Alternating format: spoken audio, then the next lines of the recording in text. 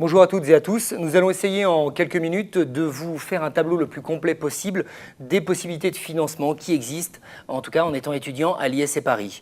Pour cela, j'ai convié deux étudiants qui sont des étudiants de première année. Il y a d'abord Agathe, bonjour Agathe, Bonjour. qui vient de l'institution Saint-Vincent-de-Providence à Rennes, et Alexandre, bonjour, Bonjour. qui vient du lycée Camille Vernet à Valence. Alors Agathe, quel est le premier moyen de financement que vous avez trouvé justement pour financer votre scolarité? Je perçois la bourse d'État. Voilà, je me suis tout simplement inscrite sur le site du Crous de Paris. Ils m'ont renvoyé un dossier pour que je note différents éléments sur les revenus de mes parents, le nombre de frères et sœurs et sur mon lieu d'habitation, le domicile de mes parents pour connaître la distance avec mon lieu d'études. Et à partir de ces critères, ils déterminent un échelon. Et par exemple, je suis échelon 1 et je perçois 160 € par mois sur 9 mois. D'accord. Alors il faut savoir qu'il y a à peu près 25% d'étudiants qui sont boursiers à l'ISC Paris. Je crois que c'est aussi votre cas, Alexandre. Est-ce que vous pouvez peut-être nous dire à peu près combien vous percevez? Alors je suis pour ma part boursier à l'échelon 5 et donc je perçois chaque mois 430 €. Et donc cette somme me permet de financer intégralement mon loyer, donc ce qui n'est pas négligeable. Alors sur le même principe que la bourse d'État, on peut aussi parler de la bourse ISC qui est donnée chaque année, qui fonctionne sur deux critères, des critères sociaux et des critères académiques, et qui permet aux étudiants de percevoir entre 200 et 1600 € par an. Alors bien évidemment, ces deux bourses ne permettent pas de financer l'intégralité de la scolarité. Beaucoup de nos étudiants font aussi appel à un job étudiant. Je crois que c'est votre cas, Agathe. Est-ce que vous pouvez nous en parler?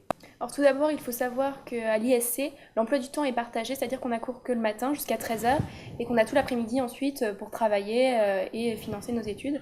Alors moi, dès que j'ai su ça, avant la rentrée, je me suis inscrite dans une agence pour faire de l'aide de devoirs et depuis septembre, je m'occupe de deux garçons tous les soirs et je travaille 10 heures par semaine. Donc 10 heures par semaine, ça me permet aussi quand même de travailler les cours à côté et de ne pas être pénalisée par rapport aux autres élèves.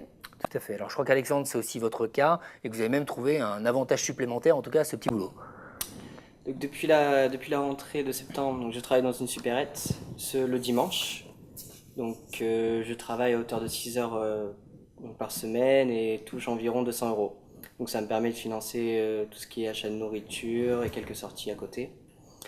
Et à côté de cela, mon employeur me rembourse ma carte Orange, donc qui me permet donc de naviguer en Île-de-France, donc à hauteur de moitié, D'accord. ce qui est un plus. Alors, certains étudiants préféreront peut-être ne pas avoir de contrat à l'année. Je crois qu'il existe à l'ISC Paris une association qui est un peu la job service de l'école. Est-ce que vous pouvez nous en parler, Alexandre? Oui, tout à fait. Donc Network est une association donc, qui offre des missions tout au long de l'année ponctuelles, donc que ce soit d'inventaire, de chauffeur ou d'animation commerciale. Et ces petites missions donc, sont rémunérées à hauteur de 9 à 10 € de l'heure. D'accord. Alors il est à noter aussi qu'à partir de la rentrée, l'emploi du temps partagé permettra aussi d'avoir une convention de stage, d'avoir un stage en alternance. C'est l'avantage de pouvoir à la fois gagner un petit peu d'argent, bien évidemment, mais aussi de capitaliser sur de l'expérience professionnelle. Alors toujours justement dans ce domaine d'expérience professionnelle, il y a aussi à la fin de chaque année pour nos étudiants des stages, et ça aussi c'est un moyen évidemment de financement non négligeable. Je crois que vous arrivez, vous, dans quelques semaines, en tout cas vous allez faire ce premier stage. Est-ce que vous pouvez peut-être nous en parler, Agathe, de ce stage? Alors je vais faire un stage de juin à septembre, donc 4 mois au sein d'un service juridique d'une entreprise et je serai rémunérée 400 € net. D'accord. Alexandre? J'ai trouvé donc un stage à Paris, donc de mai à septembre, et donc un stage dans un hôtel, donc qui sera rémunéré à hauteur de 400 € également.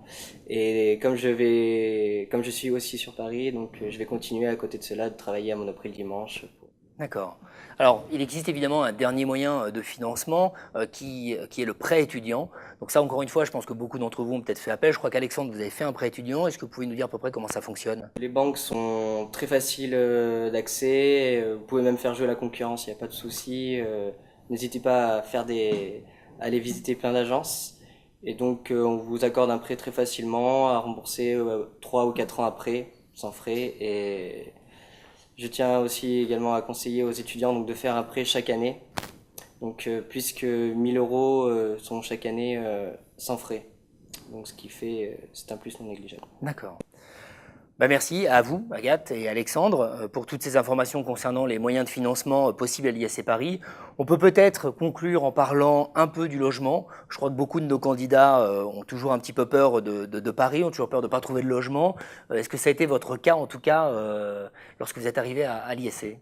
Pour ma part, ça a été plutôt facile vu que j'ai trouvé mon logement en un jour avec mon colocataire. Donc voilà, je suis en colocation dans le 17e à côté de l'école de l'ISC Paris et dans un 40 mètres carrés et que l'on paye 830 euros. Donc ça me revient à 415 euros par mois et c'est vrai que c'est un bon compromis. À la fois on fait des économies et puis on est à deux. Alors je crois que la colocation, en fait, c'est un bon moyen en tout cas, de trouver un logement. Je crois que vous aussi, Alexandre, vous êtes en colocation. Est-ce que vous pouvez nous en parler? Oui, tout comme Agathe, donc je suis en colocation donc, dans le 3e arrondissement. Et c'est une solution vraiment avantageuse quand on est deux. Et donc un petit conseil donc, pour les futurs étudiants de l'ISC, donc pour ceux qui sont amenés donc, à vivre seuls, ne pas hésiter donc, à faire la demande auprès du Crous, donc pour ceux qui sont boursiers bien évidemment. Et donc là, les loyers sont vraiment pas chers. Et en plus, les locaux des Estudines sont à côté de l'école, donc environ à 10 minutes en bus, donc c'est vraiment très avantageux. Pas cher et pratique. Agathe, Alexandre, merci une nouvelle fois en tout cas pour avoir été avec nous aujourd'hui. J'espère en tout cas que ces informations vous ont été utiles. N'hésitez pas à nous contacter évidemment si vous avez besoin d'informations complémentaires et bien évidemment à très bientôt à l'ISC Paris.